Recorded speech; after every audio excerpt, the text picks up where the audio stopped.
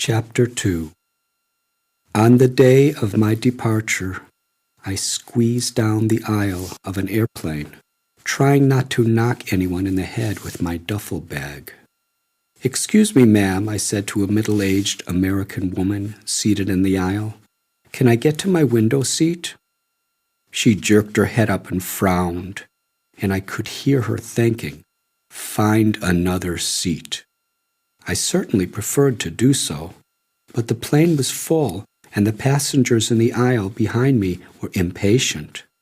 I carefully squeezed past her to reach my assigned place. From beneath her bouffant, she glowered at my long hair. I chose to keep my attention out the window. Minutes later, I peeked from the corner of my eye only to be jolted by her unrelenting stare. A delay was announced. It was going to be a long flight. Time passed, and again I peeked sideways. But this time, instead of the lady with the bouffant hairdo, I saw a fascinating figure in black jeans, black boots, and a black sleeveless t-shirt. Silver bracelets circled his fair, thin arms. His long, straight hair was white as snow, as was his skin. His eyes were an albino pink, but his mischievous smile filled me with joy. This man looked so uncommon, yet so familiar. I had seen him before. Yes, he was a legendary rock and roll star, one of my favorites, Johnny Winter. "What's happening, brother? I'm Johnny. They call me Little Monk." He greeted me with the Soul Brothers handshake. "How did you get to this seat?" I asked him. "Someone else was here a minute ago." Johnny chuckled, and in his trademark Texan drawl replied, "Man, was that woman sitting next to you uptight. She came storming down the aisle and brewed up a big old hassle, demanding another seat. She don't like our kind, Little Monk, but you know, that's all right. The stewardess swapped my seat to keep us brothers together." We had plenty of time to talk. I shared with him my spiritual longing, and he shared with me candid stories of his life. I told him that I had recently seen a great show of his in Florida with Janis Joplin. His slender body rocked with laughter. Never was there a wilder, crazier woman on either side of the Mississippi River, he said. Janis was confused, lusty, and stoned out, but a good kid. She was, he said, like a sister to him, but he worried for her. Little Janis is burning her candle from both ends. I don't know how long she'll last. Waxing serious, his pinkish eyes gazed into mine. "You know, Little Monk, money and fame can destroy people. Say a little prayer for her." As the engine roared, we zoomed down the runway and soared into the sky. Our hearts seemed to fly as we talked of the great blues legends from Chicago and the Mississippi Delta. Johnny was supercharged on this topic. "Soul brother, we can go on rapping forever. I ain't gonna sweat if this old plane never lands." Suddenly he noticed the harmonica attached to my belt and shouted, "You play the harp? Let's jam, man." In an instant, he had his harmonica in his hand. "Pick a song." "Do you know Mother-in-Law Blues by Little Junior Parker?" I asked. "Right on, man, right on." His thumb shot up. 30,000 feet in the sky, and to my great amazement, the famous Johnny Winter began to perform, with me as his partner. Older people stared in condemnation, while younger passengers smiled gleefully. The young airline hostesses, too, swayed in the aisle to a free concert. Absorbed in the blues, Johnny and I were oblivious. The plane landed at JFK in New York, and Johnny and I strolled into the terminal. At the gate, a beautiful Danish model was waiting for Johnny. Onlookers marveled, thrilled to see me with Johnny Winter. Frank and Gary were impressed with my good luck. Gary stroked his wavy beard and beamed. "Hey, Monk," he joked, pointing at Johnny's girl, "don't you wish she was waiting for you instead of us?" "Tonight," I replied, shaking their hands, "we'll begin our spiritual quest. I think I'll be less distracted with you guys." We arrived in Europe. On our first night in Luxembourg, we slept in the campground. Crammed into a single tent, the three of us lay in our sleeping bags full of anticipation for what the next day would bring. Finally, roosters crowed the arrival of dawn. Jumping out of the tent into the crisp morning air, Gary and I stretched, savoring our good fortune and breathing in the fragrance of evergreens and flowering trees. Suddenly, a shriek ran out. "No, God damn it, no!" Frank emerged from the tent, pale and tormented. "I've been robbed. All my money gone." Gary and I scrambled into the tent, searching everywhere. Frank had already given up. "I've searched. There's no use." Gary placed his palm on Frank's shoulder and whispered, "It's all right, brother. We'll take care of you." "Whatever we have is yours, Frank," I consoled him. "We don't need money. We have each other." Frank cast his head down, shook it back and forth, and announced that there was no way we could make it with what we had left. He was going home immediately. "You guys coming?" I had less than $20 of my own. Still, Gary's eyes met mine, and I silently transmitted my resolve to stay. He agreed, and we bid Frank, who spent only one night in Europe, a sad goodbye. As Frank slung his backpack over his shoulder and paced away back to the security of home, Gary and I pondered the mysteries that awaited us. Later that day, I found a creek to sit beside. The high trees danced in the wind, and the water flowed effortlessly. With Frank gone, I had almost nothing, but strangely, I felt free. Quick enough, Gary and I were invited to breakfast with some hippies from Holland. After sharing their muesli with us, Cosmas and Gush offered us a ride to the Netherlands. Soon we were cruising through the countryside of Belgium and Holland in their Volkswagen van, gazing out our open windows at vast fields carpeted with hundreds and thousands of red, yellow, white, pink, and violet tulips, all in perfect rows, blooming in the sunshine as the cassette player boomed out Donovan, the Beatles, and the Rolling Stones. After a stop in Apkoude, the idyllic home of one of our new friends, we arrived in Amsterdam, where we were led to an abandoned warehouse where dozens of hippies sprawled on the floor freely smoking marijuana. The lights were dim, rats scampered here and there. A shaggy band played on an improvised stage of rotting plywood stretched across milk crates. With hashish pipe in hand and a wild grin, Kush blurted, "I'll see you guys, maybe on my pilgrimage to Haight-Ashbury, the Mecca for hippies." Then he waved goodbye and disappeared into the smoke. In the days that followed, Gary and I learned to survive with practically no money at all.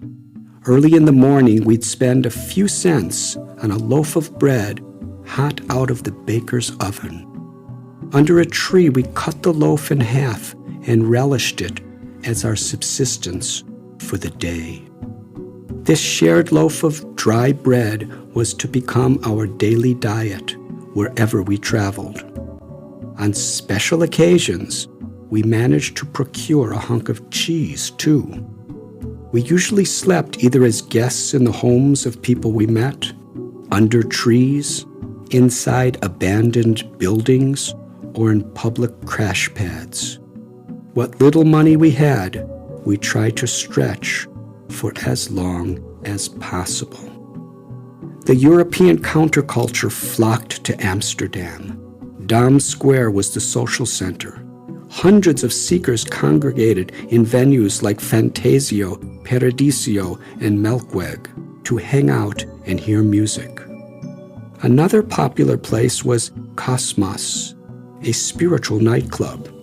It was there one night that I met a tall American with partly shaved head, ponytail, and white robes. "Do you want some spiritual food?" he inquired. I nodded meekly. "Cup your hands." When I did, he dumped a huge ladle of fruit salad mixed with runny yogurt into them. As the concoction dripped down my arms, I stood there perplexed. "What do I do now?" I asked. "Eat it," he laughed, taking his leave. Little did I know that destiny would have us meet again, thousands of miles away, in a setting beyond my wildest imagination. Gary and I were making friends from the world over, but pleasant as it was, I was distracted.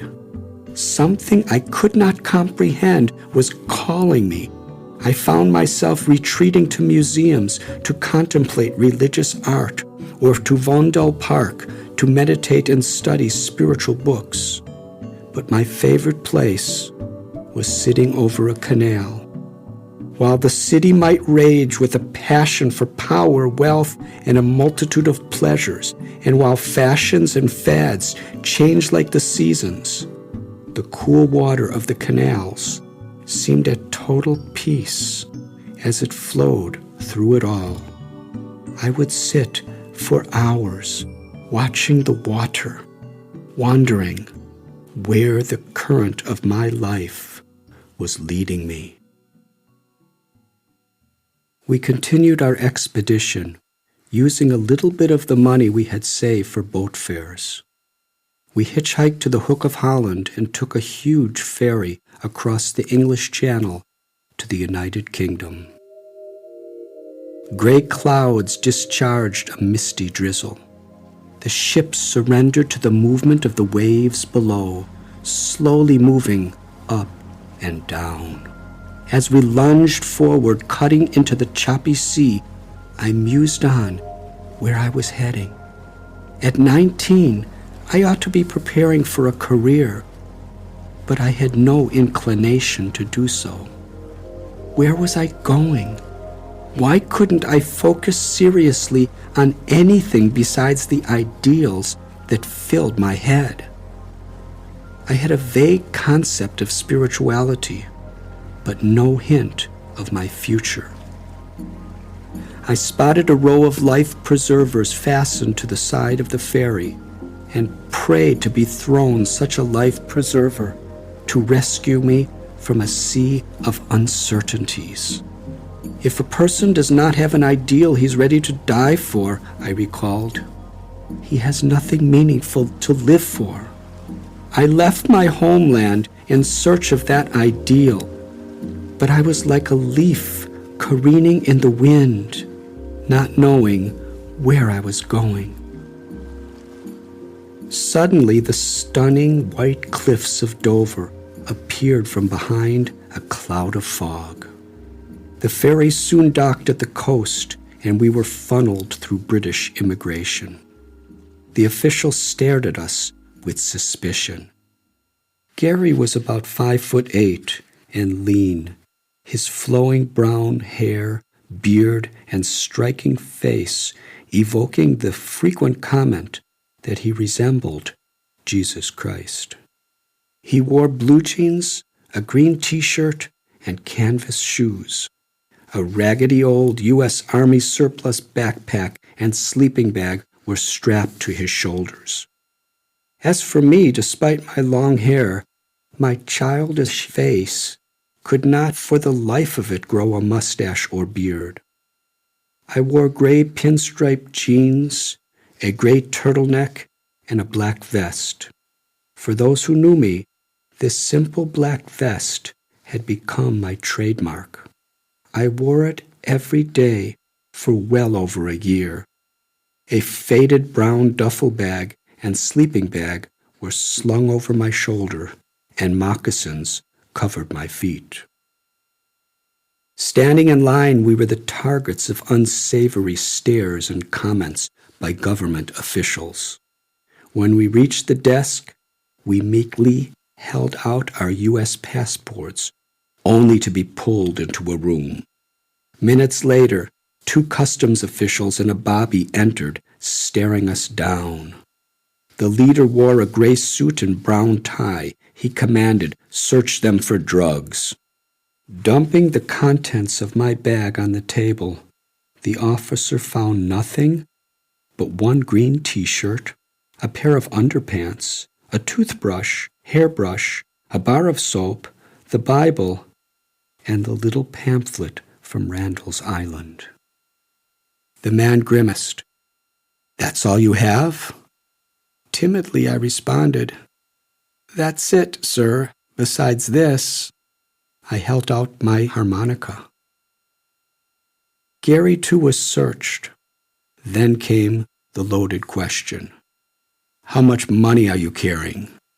When we showed them our meager funds, their disgust turned to wrath.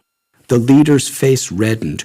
"We don't need animals like you in our country," he spewed. "We'll cut off all your bloody hair and throw you in jail." Turning to a bobby, he ordered, "Get the scissors and cut their hair to the scalp." They then stripped us of all clothes and scrutinized every inch of our belongings. Next, they launched into a long interrogation that seared our minds. Finally, with the words, "You're in big trouble," they stormed out of the room. Anxiety-stricken, Gary and I could not speak a word. We passed an hour in isolation, anxiously awaiting word of our fates. Eventually, 2 bobbies flung open the doors, grabbed us by the arms, and drove us down a corridor. When we reached the customs, they shoved us through the gate with the words, "One wrong move and you're in jail." They stamped our passports, and we were free.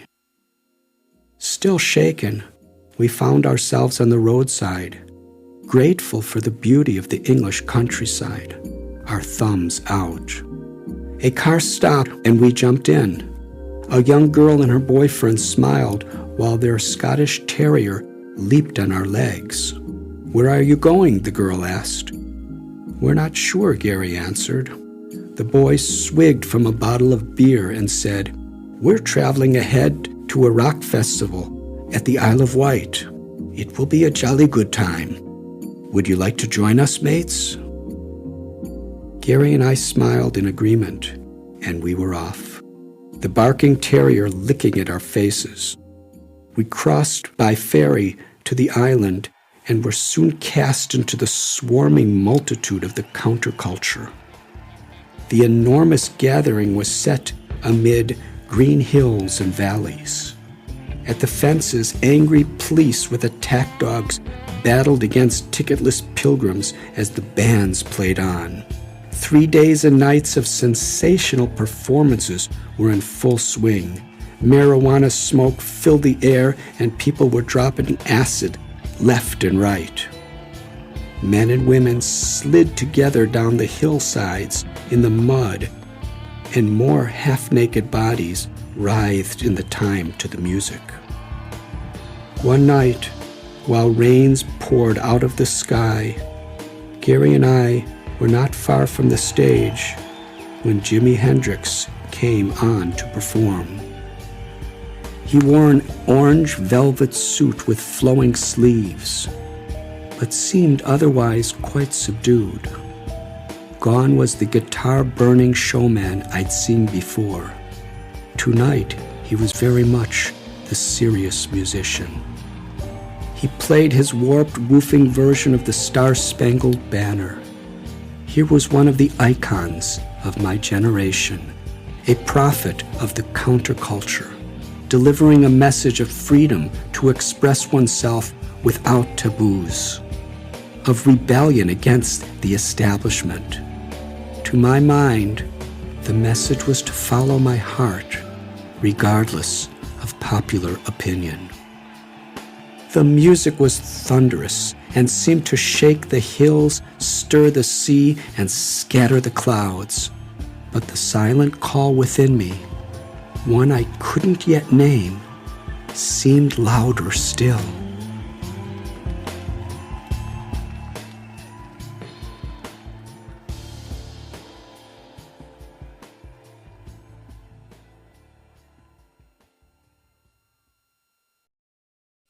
After the concert, Gary and I were picked up by a van packed with rowdy travelers headed for London. Seeking refuge, I looked through my bag and picked out the pamphlet the strange monk on Randall's Island had given me. On the back cover was a photograph of a man sitting under a tree. His large, almond-shaped eyes appeared to be glistening with ecstasy. Although he was very old, his expression shone with the innocence of a child. He was dressed in a turtleneck, and his smile radiated peace. I did not know who he was or even where he was from, but I was struck. If anyone in this creation has spiritual bliss, I thought, it's this person. Sometime later, we were staying in a small apartment in a suburb of London with some brothers we'd met at the Isle of Wight. One of the brothers was reading the newspaper. His face turned pale, and he looked up and groaned aloud. "What is it?" we asked him. "I've got bloody bad news for you, mates. Jimi Hendrix is dead." "No. What happened?" I asked. Our host placed the newspaper down as if in slow motion. "The London paper says that last night he overdosed on sleeping pills and choked on his vomit." Gary dropped his head into his hands. I felt as if the wind had been knocked out of me. What should I learn from this, I asked myself. Hendrix had everything the world craves, and at such a young age. Wealth, fame, and amazing talent. But he was dissatisfied. This idol for our generation became a victim of his own excesses. Thousands were proclaiming sex, drugs, and rock and roll as the progressive way to live. Freedom was the highest value. But were they really free? I thought of the wonderful people I'd met who were part of the counterculture, but also of those who seemed merely wild and ungrateful. I thought of how gratitude had been the most important value my mother and father had taught my brothers and me. Did I really want to be a part of all of this? I certainly did not fit in with my parents' generation.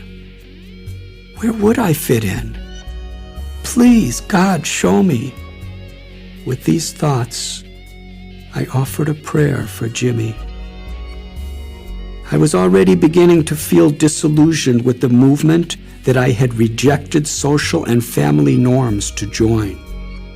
I'd once had a dream that the counterculture would create an enlightened world, but now I felt that the more destructive elements of the movement, such as rebellion for rebellion's sake and for the sake of personal pleasure, had won out.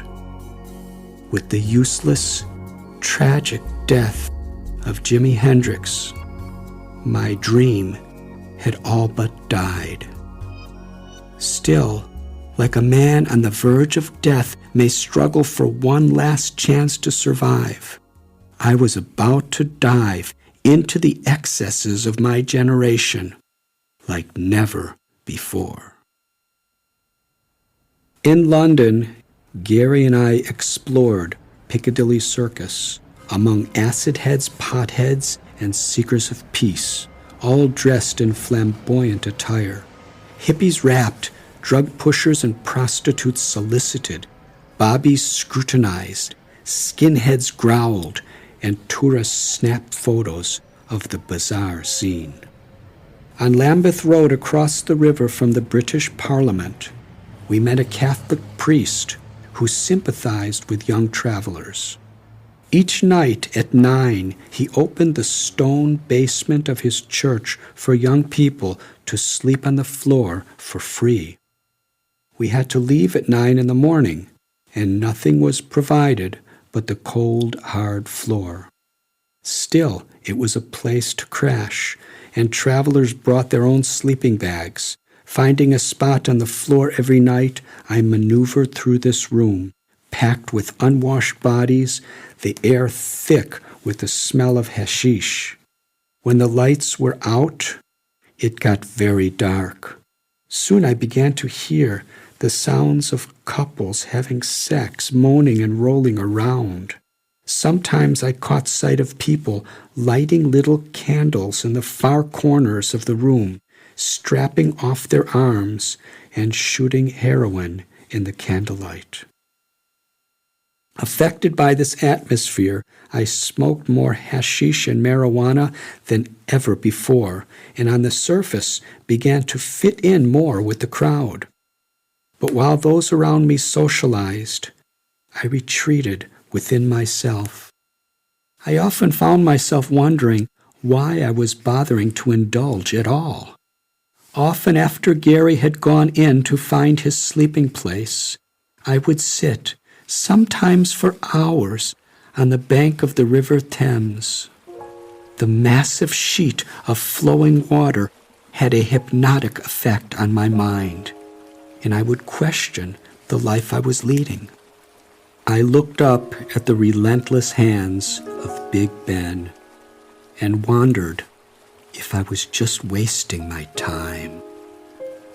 Another part of me felt a dire need to prove myself once and for all, that I could break out of my shyness and just enjoy life like never before.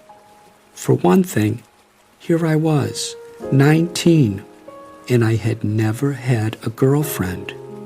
In my shyness, I had always been more comfortable listening to music in my room or hanging out with friends than I was on dates.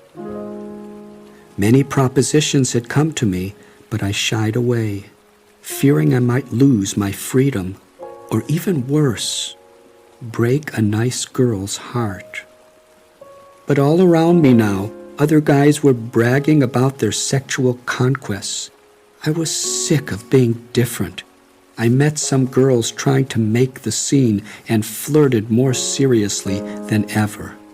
Still, my efforts felt empty. A force within me was dragging me away from it all. Battling against that inner force, I was determined to be victorious, to experience firsthand the unrestricted pleasures glorified by society. Was it the Lord in my heart I was fighting? Yes, I silently boasted, and I'm winning the battle.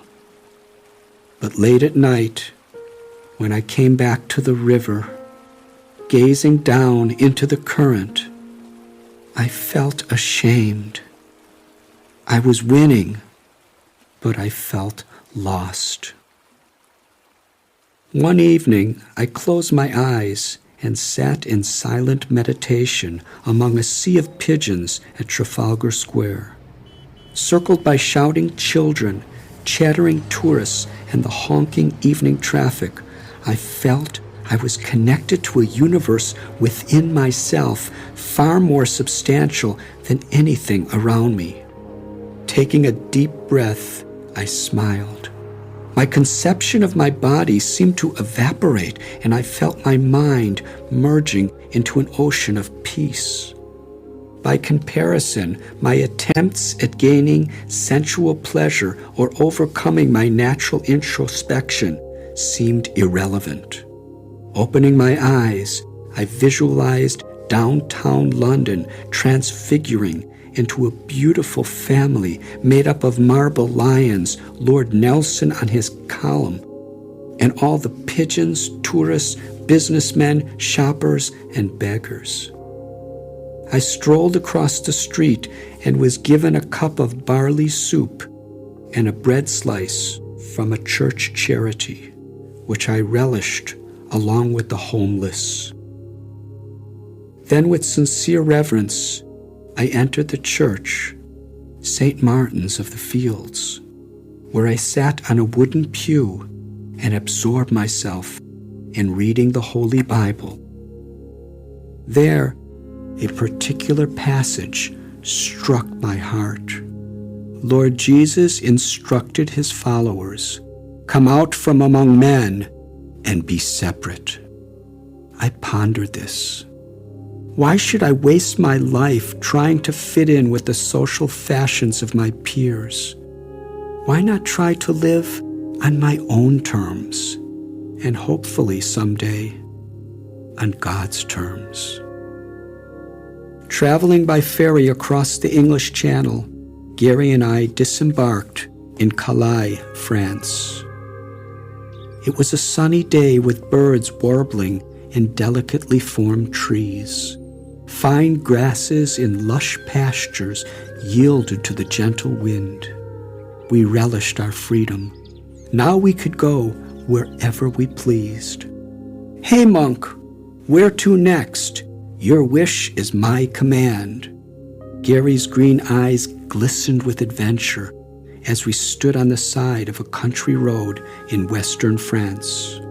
"The world is at your beck and call." From the back pocket of his jeans, he pulled a tattered map of Western Europe and pointed to various places. Morocco, Spain, Paris, Rome, Switzerland, Germany. Where? "Where would you like to go, Gary?" "Everywhere, but in which order? That is the question." Thinking for a moment, I remembered the streams I so often studied and stretched my arms toward the sky. We should surrender our destiny to the will of God.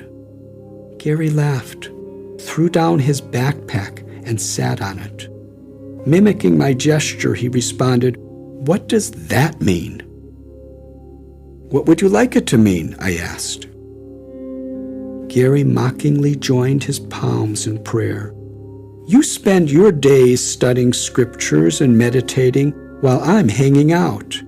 Again stretching his arms to the sky, he said, "You decide how we should surrender our destiny to the will of God." Plucking a yellow wildflower from the ground, I declared, "Like this." Gary said, "You want us to sit here forever like that flower?" "Look, Gary, from a small seed buried in the dirt, this flower has grown into what it is, a beautiful blossom, basking in the sunshine. How? By surrendering her destiny to the will of God." Gary said, "You win, brother, but how does your fancy poetry translate into a hitchhiker's language?" I smelled the flower and had an idea. Whenever a car stops for us, what are the first words they always ask? You play the role of the driver, and I'll be us. Gary shrugged his shoulders. "Hello, where are you going?" I replied, "Where are you going?" "To Casablanca," he said, pretending to steer a car. I clapped my hands. "Perfect! That's where we are going." Handing him the flower, I asked, "What do you think, Gary? Every time we stand on the side of the road, our destiny will be a mystery to be revealed by the next ride." Leaping up, Gary patted me on the back and exclaimed, "That's it! Wherever our ride is going, that's where we're going." He cast the wildflower into the wind. Days later, after passing through villages and towns, we found ourselves on the outskirts of Paris. As we came closer to the city, we burned with anticipation. The Louvre, the Eiffel Tower, magnificent monuments, palaces, and cafes were only a few miles away. But fate had other plans for us. The first ride we got took us to Geneva, Switzerland, where we were soon meditating at the shore of a placid, crescent-shaped lake.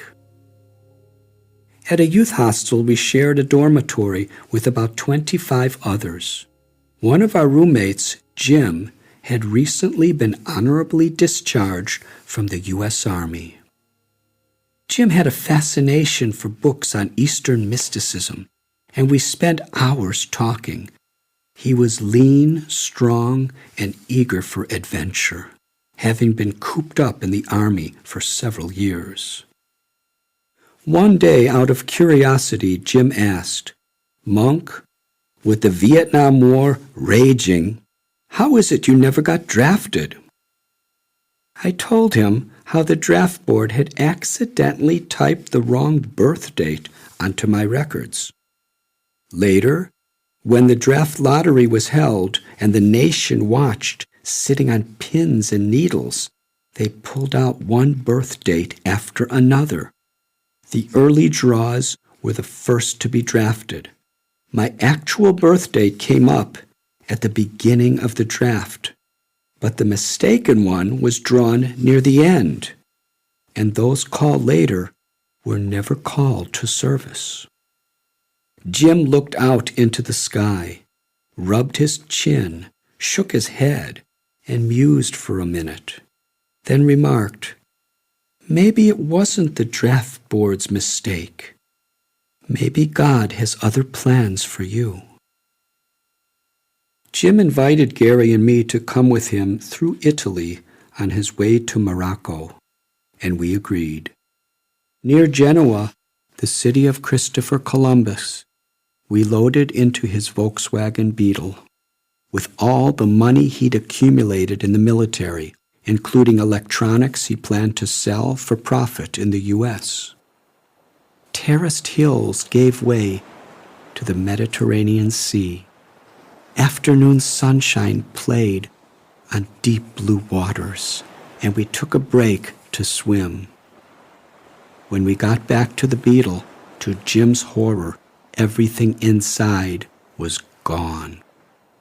We went down to the police station to file a report, and matters got even worse. To our shock, the police, shouting and jabbing their fingers in our faces, shoved us into a prison cell. As the heavy steel door slammed shut, a chill ran up my spine. Their chief approached us. "You have two choices," he barked. "Remain in jail or get out of our town and never return." Of course, we chose the latter. In the darkness of night, a squad car with red lights flashing on the roof escorted us up to the city limits. That was our first day in Italy. We drove until morning when we reached a telegraph office. Jim contacted his comrades in Germany who wired him gas fare to return to his military base. Again, Gary and I were on our own. We stood on the roadside, wondering what was next. "Hey, Monk, do you think we're bad luck? First Frank and now Jim. Whoever tries to help us loses everything." "I don't know, Gary. Maybe there's a reason for all this." Gary looked back down the road from where we came. "Do you really think there's a reason for everything?" "Yes, I believe there must be a beautiful plan behind it all." Gary nodded. "I also believe."